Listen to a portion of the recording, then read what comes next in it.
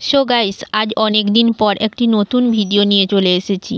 ঘুম থেকে উঠে দেখি চারদিকে কুয়াশায় ভর্তি। এরপর বাড়ি ফিরে এসে এখন আমি পড়তে বসছি। সামনেই রয়েছে ফুড এসের এক্সাম, তার জন্য আমি পড়তে বসে গেছি। আমার কাছে প্র্যাকটিস সেট রয়েছে, ওই প্র্যাকটিস সেট থেকে আমি প্র্যাকটিসটা করে নিচ্ছি। পড়াশোনা শেষ করে এখন আমি উঠে এলাম। এখন আমাকে খিদেও পেয়ে গেছে। সকালে মুড়ি খাওয়ারের জন্য মা আলু ভেজেছিল, তার জন্য আমি আলু ভাজা দিয়ে মুড়ি খাচ্ছি। সকাল থেকে কিছু খাওয়া হয়নি তো, তার জন্য আমার প্রচুর খিদেও পেয়ে গেছিলো।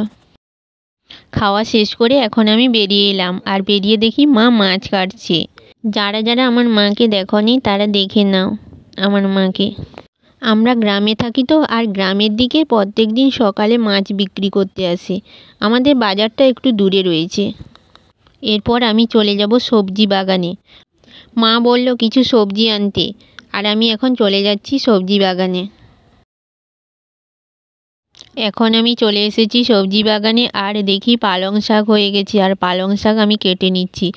এর আগেও আমি পালং শাক কেটে নিয়ে গিয়েছিলাম আর রান্না করেছিলাম। এখন আমার কাটা প্রায় শেষ হয়ে এসছে। আর এদিকে ভাই গাঁদা ফুলের চারা লাগালো। আর আমাদের গাঁদা ফুলের গাছে অনেক ফুল ফুটেছে। এগুলো আগে থেকে লাগানো ছিল, তার জন্য অনেক ফুল হয়েছে, আর দেখতেও দারুণ লাগছে।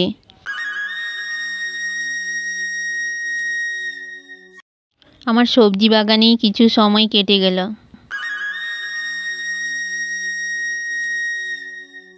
এখন দুপুর হয়ে গেছে, আর দুপুরে আমি রান্না করছি। আমার ভাত রান্না হয়ে গেছে, এখন আমি মাছ ভাজছি। মাছ ভাজা হয়ে গেছে, এখন আমি তরকারি করব। আর মা একটু ব্যস্ত আছে তো, তার জন্য আমাকে রান্না করতে হচ্ছে।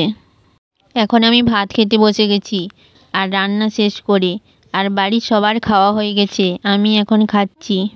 আজ মাছের ঝোল আর পালং শাকের তরকারি করেছিলাম।